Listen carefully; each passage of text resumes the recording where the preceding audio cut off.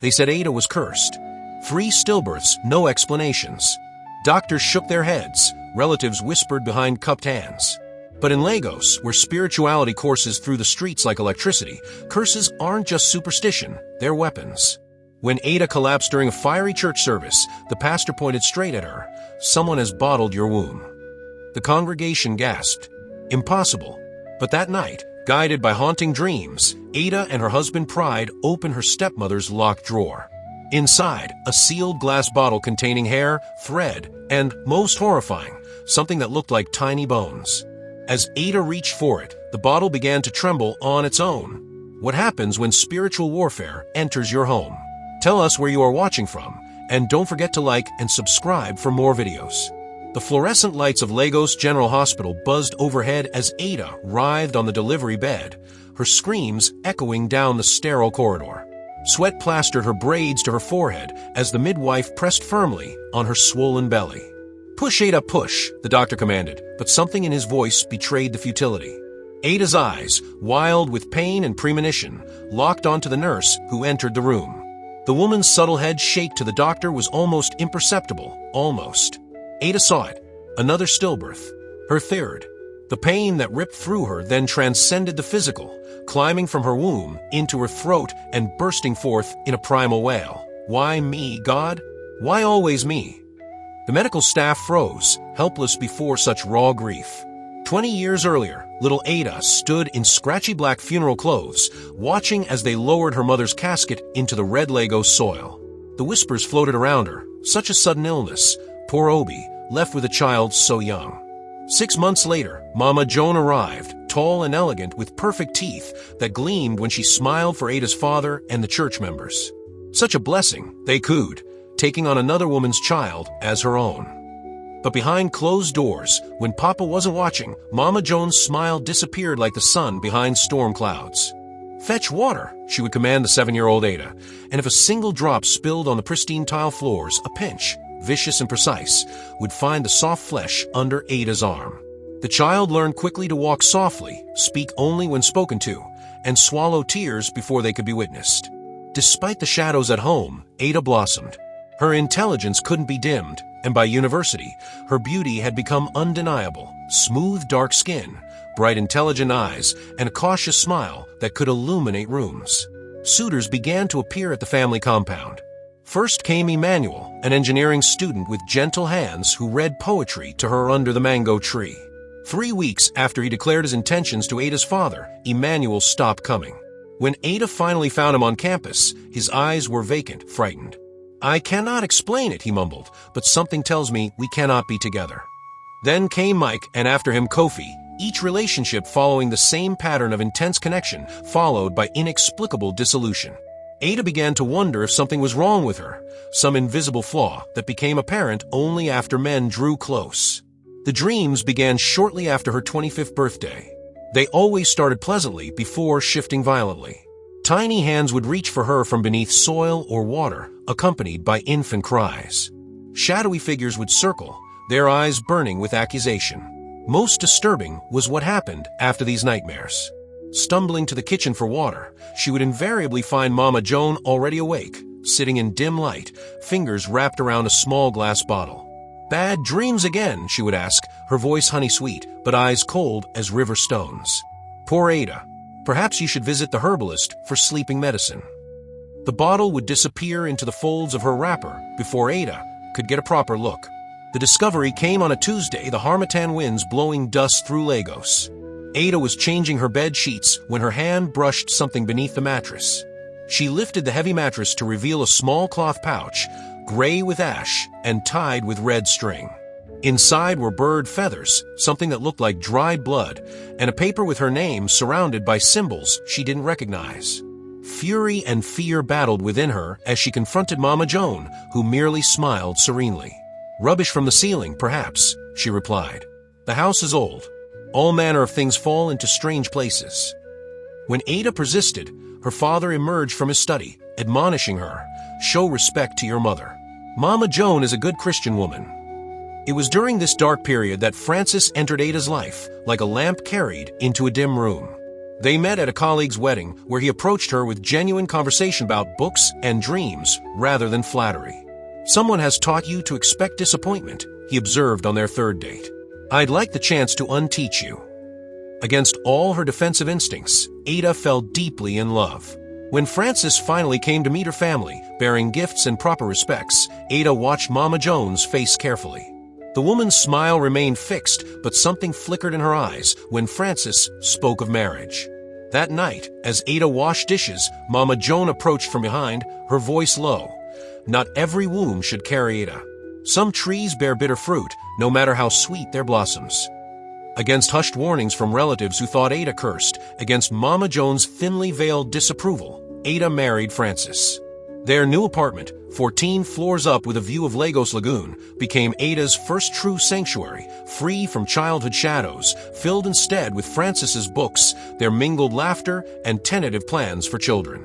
For 3 glorious months, Ada almost believed in happy endings. Then came the morning she found black powder sprinkled across their doorway. The following week, a dead bird appeared on their balcony, its neck twisted impossibly.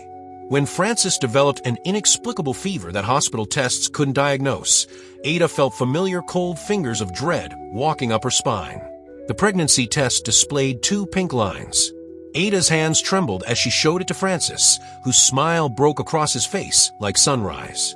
She had never seen him so happy, tears in his eyes as he dropped to his knees and pressed his ear to her still flat stomach, whispering greetings to their child in Igbo. For 6 blessed weeks, Ada dared to believe the shadows had retreated. Then the signs began. First came shadows, movements caught in peripheral vision, gone when she turned. Then inexplicable cold spots in their apartment, even as Lagos sweltered in merciless heat. When Frances developed a mysterious fever that left doctors puzzled, Ada felt the familiar knot of dread tightening in her stomach. By her 5th month, Ada's pregnancy had progressed normally according to her doctor. Yet something felt wrong. While other pregnant women spoke of flutters and kicks that grew stronger each week, Ada's baby moved differently, subtle shifts followed by long periods of stillness. Most disturbing was the small glass bottle she found on their doorstep one morning, filled with murky water and tied with black thread.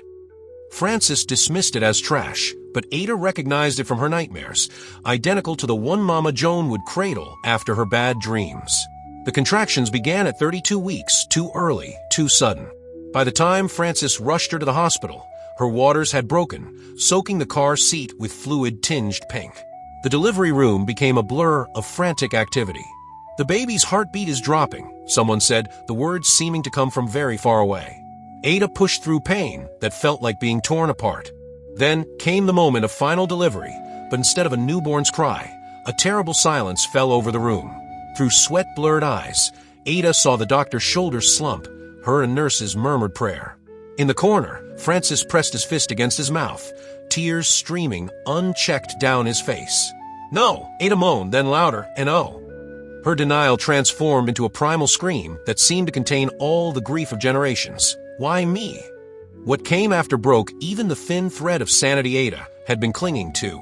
The hospital staff had taken their stillborn son to the morgue while Ada recovered. But when they came the next morning to see their child one last time before burial, the tiny body was gone. "There must be some mistake," the morgue attendant stammered. The surveillance cameras had experienced a malfunction during that precise window of time. The baby had simply vanished. "They took him," Ada said, her voice eerily calm. "Just like they'll take every child I ever have. It's not over yet." 3 days later, as Ada sat alone in their apartment, a knock came at the door. She opened it to find no one there, just a colorful flyer slipped halfway under the doormat, Deliverance service, breaking ancestral chains. Nothing hidden stays hidden forever. The church was a converted warehouse, pulsing with drums and raised voices. Heat hit her like a wall as she stepped inside. The press of bodies, the emotional fervor, the literal fire burning in metal bins at the front of the congregation. "Deliverance," the pastor shouted. "Freedom," the crowd roared back. Suddenly, the pastor stopped mid-sentence, his eyes scanning the congregation until they locked on Ada. He pointed directly at her. "You there, sister in the blue dress. Come forward." As she approached the altar, his words struck with arrow precision. "They bottled your womb. Your babies weren't dead, they were captured. But God is breaking glass tonight." Ada collapsed onto the sawdust-covered floor, her body convulsing. Through tear-blurred vision, she watched the pastor kneel beside her, whispering, "I see a room with green curtains. A drawer locked with a small key. Inside is your freedom, sister, wrapped in cloth that smells of dust and death." The next day, Ada and Frances found themselves in the familiar hallway of her childhood home, her father at work and the house silent. Mama Joan's room was exactly as the pastor had described, green curtains filtering sunlight. The locked drawer was in the bottom of an ornate wardrobe. Beneath a loose floorboard lay a small brass key. The drawer slid open with an accusatory creak, revealing a bundle wrapped in dusty cloth. Ada's fingers worked the knots, each movement deliberate despite the fear clawing at her throat. As the last fold fell away, Frances gasped, then retched violently. Ada's scream caught in her throat as she stared at the glass bottle in her palm. Inside floated what appeared to be human hair, red threads, tiny fragments of bone, and something that could only be umbilical cord, all suspended in murky liquid. Ada's trembling fingers dialed the pastor's number. He arrived within the hour. When his fingertips touched the glass surface of the bottle, a low humming filled the room. The bottle began to vibrate, then rattle against the wooden drawer with unnatural force. "It resists," the pastor muttered, sweat beading on his forehead. "The spirits know they're exposed." The bottle's vibration intensified until cracks appeared across its surface. They were so focused on the supernatural phenomenon that none of them heard the front door open, nor footsteps approach until Mama Joan stood in the doorway. A terrible sound escaped her throat as she collapsed to her knees, not in prayer, but in defeat. "They were never meant to live," she sobbed as the bottle finally shattered, dark liquid seeping into the floorboards. "Your womb was too blessed. My daughter's too barren. I only balanced what God unfairly gave." As Ada stared in horror, Mama Joan revealed the complete truth. The babies had never died. Their life force had been captured at birth, trapped in spiritual bottles to ensure that her biological daughter's children would prosper, while Ada remained childless. When Ada finally gathered the courage to visit her gynecologist, the prognosis came with careful, measured words. The physical trauma of multiple stillbirths has created significant scarring.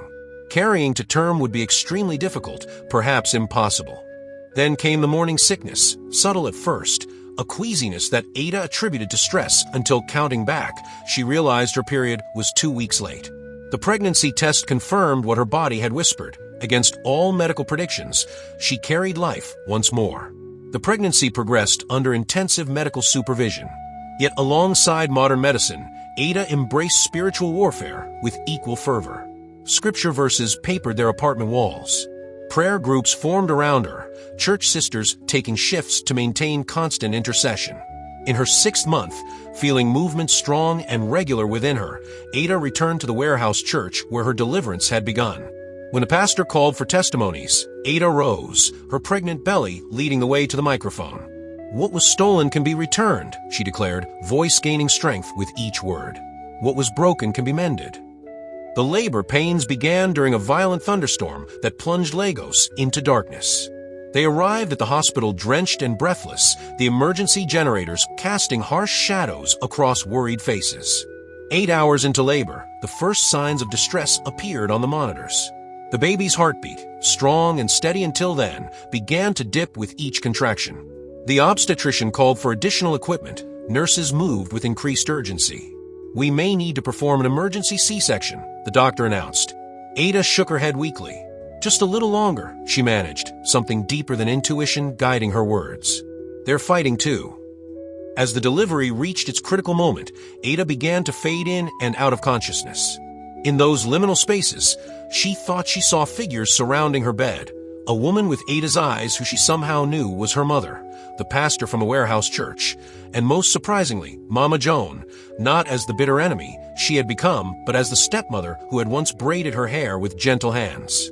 "Push now," these spectral visitors seemed to urge in unison. "The bottles are broken. Their souls are returned." With what felt like her last reserves of strength, Ada bore down, a primal scream tearing from her throat as something fundamental shifted in the universe. Then silence. And suddenly, piercing the quiet, came a sound Ada had never heard yet instantly recognized, the indignant cry of a newborn meeting air for the first time. "It's a boy," someone announced. But before Ada could even process this miracle, the doctor was urging her to push again. "There's another one," she said, incredulity coloring her professional tone. Moments later, a second cry joined the first, smaller, more delicate, but equally alive. "A girl," the nurse said, her voice breaking. "Twins. Both perfectly healthy." 6 weeks later, Ada stood on the altar of the warehouse church, her twins dressed in white, their dark eyes curious about the crowd before them. The pastor invited her to share her testimony, not just of deliverance, but of restoration. As Ada spoke of spiritual battles and captured souls, of jealousy that transcended natural bounds, of faith that persisted through unimaginable loss, women began to come forward, some weeping, some trembling, all recognizing pieces of their own unexplained sufferings in her words. "Bring your bottles to be broken," Ada called, her daughter nestled against her chest, her son in Francis's proud arms. No life should remain captured. No womb should stay borrowed. As the congregation erupted in prayer and praise, Ada looked out over the sea of faces and saw what she had become. Not just a mother at last, but a vessel through which other bottled lives might find their way to freedom.